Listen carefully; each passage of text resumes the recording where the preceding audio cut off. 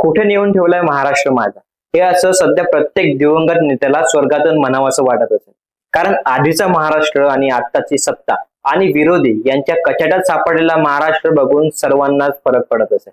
हे तुम्हालाही वाटतं ना? महाराष्ट्राचं राजकीय वातावरण सध्या तापल्याचं पाहायला मिळतं. आरोप प्रत्यारोपाच्या फेऱ्या झडतात, पण नक्की आरोप कोणावर? सत्ताधारी आणि विरोधी यांच्यात काय शिस्त आहे, बघूया आजच्या प्राईम संवादच्या भागात. सर्वांना नमस्कार, मी कौंतेय स्वागत करतो आपणा सर्वांचं प्राईम संवाद या युट्यूब चॅनलवर.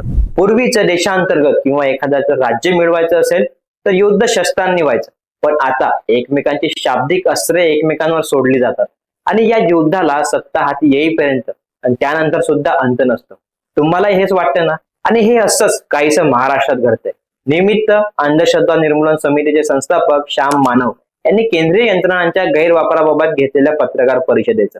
मानव यांनी त्या पत्रकार परिषदेत अनिल देशमुख यांच्याही चुकीच्या अटकेवर भाष्य केलं आणि अनिल देशमुख यांनी या वक्तव्याला दुजोरा दिला आहे. झालं इथेच पडली ठिणगी वादाची. या देशमुखांनी निशाणा साधला थेट फडणवीसांवर. फडणवीस सध्या बऱ्याच कारणांनी चर्चेत आहेत. विरोधी पक्षापुढे ते विलन ठरलेत. पक्षात फूट, ओबीसी समाजाला न मिळालेलं आरक्षण, दोन धर्मात आणलेलं वितुष्ट, असे अनेक आरोप गेल्या काही काळात त्यांच्यावर केले गेले. आता अनिल देशमुखांनी या आरोपात भर घातली. काय केलंय त्यांनी आरोप पाहूया. तत्कालीन मुख्यमंत्री उद्धव ठाकरे, तत्कालीन पर्यावरण मंत्री आदित्य ठाकरे, अनिल परब आणि अजित पवार यांच्यावर देवेंद्र फडणवीस यांनी खोटे आरोप करण्यास मला सांगितले होते. एका माणसाला त्यांनी माझ्या घरी धाडलं, एक त्यांच्यासोबत लिफाफा दिला. त्या 4 व्यक्तींवर काही आरोप होते.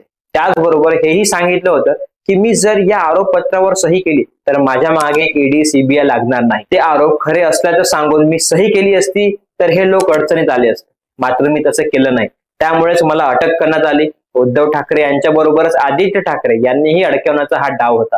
आदित्य ठाकरे यांनी दिशा सलियानवर बलात्कार केला आणि तिला बाल्कनीतून ढकलून दिलं असा आरोप लावा असं मला सांगण्यात आलं होतं. माझ्या शासकीय निवासस्थानी तो माणूस आला होता. देवेंद्र फडणवीस यांनी त्याला पाठवलं होतं.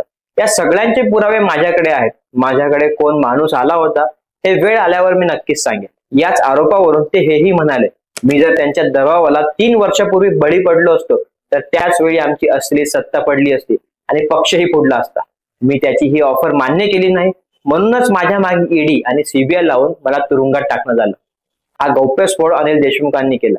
आता हे ऐकल्यावर सत्ताधारी आणि फडणवीस गप्प बसणार का? तर नाही, त्यांनीही देशमुखांवर पलटवार केलाय. यावर फडणवीस काय म्हणाले ते बघूया. मी आजवर बोललो नव्हतो. अनिल देशमुख सातत्याने माझ्यावर आरोप करत आहेत, तरीही मी कधीही बोललो नाही.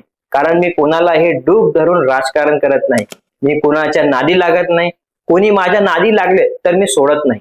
मी आज स्पष्टपणे सांगतो, अनिल देशमुख यांच्याच पक्षातील लोकांनी त्यांचे ऑडिओ रेकॉर्डिंग माझ्याकडे दिले आहेत आणि त्यांच्या अटकेबाबत बोलायचं झालं तर त्यांच्याच कृत्याने ते जेलमध्ये गेलेत. आताही ते सुटले नाहीयेत, तर जामिनीवर बाहेर आहेत. उद्धव ठाकरे, शरद पवार आणि सचिन वाझे यांच्याबद्दल अनिल देशमुख काय बोलतायत, आमच्यावर केलेल्या आरोपांबाबत ते काय बोलतात, याचा माझ्याकडे पुरावा आहे. जर माझ्यावर वेळ आली तर मला ते उघड करावे लागेल. जर रोज खोटे बोलून कोणी नरेटिव्ह सेट करण्याचा प्रयत्न करत असेल तर त्यांनी एक गोष्ट लक्षात घ्यावी, देवेंद्र फडणवीस कधीच पुराव्याशिवाय बोलत नाहीत. आता मुळात खरं कोण बोलतंय आणि खोटं कोण बोलतंय याबाबत सगळ्यांच्या मनात संभ्रम निर्माण झालाय. अनिल देशमुख आणि देवेंद्र फडणवीस हे दोन्ही महाराष्ट्रातील सक्रिय नेते आहेत. राष्ट्रवादी शरद पवार पक्ष आणि महायुती या पक्षाने आपापल्या नेत्यांचा बचाव करण्याचा प्रयत्न केलाय. महायुतीचे गिरीश महाजन म्हणाले, अनिल देशमुख तेव्हा काय झोपले होते का? पण त्यांना आता जाग का आली याची कल्पना आम्हाला आहे. कारण जळगावचे तत्कालीन पोलीस अधीक्षक प्रवीण मुंडे यांनी सांगितले की अनिल देशमुखांनी त्यांच्यावर किती दबाव टाकला होता. गिरीश महाजन यांच्यावर खोटा गुन्हा दाखल करा. आता पुण्याला घडलेला गुन्हा 3 वर्षांनी मुक्ताईनगर येथे दाखल करा. यासाठी देशमुखांनी किती दबाव पोलीस अधीक्षक मुंडेंवर टाकला होता हे वेळोवेळी आम्हालाही समजलं आहे. एवढंच नाही तर तुला सस्पेंड करेल अशा धमक्याही त्यांनी अनिल देशमुखांना दिल्या होत्या. शेवटी तो गुन्हा माझ्यावर त्यांनी नाईलाजाने दाखल केला. पण आता सर्व सत्य सीबीआयच्या चौकशीत समोर आलं आहे. हा विषय आता भरकटला जावा म्हणून अनिल देशमुख हे देवेंद्र फडणवीस यांच्यावर बेछूट आरोप करत आहेत. यंदाच्या लोकसभा निवडणुकीत महाविकास आघाडी आणि महायुती दोन्ही पक्षांना जनतेने दिलेल्या निकालावर समाधान मानावं लागलंय. त्यामुळे आता विधानसभेत या आरोपांचा परिणाम होऊन सत्यात बदल होणार का? महायुतीच्या कारकिर्दीत पुन्हा आव्हानांचा टप्पा येणार का? हे पाहणं महत्वाचं आहे. क्योंकि पब्लिक सब जानती है. याबाबत तुम्हाला काय वाटतं आम्हाला कमेंट बॉक्स मध्ये सांगा. आणि हा व्हिडिओ आवडला असेल तर नक्की लाईक करा, शेअर करा आणि सबस्क्राईब करा. धन्यवाद.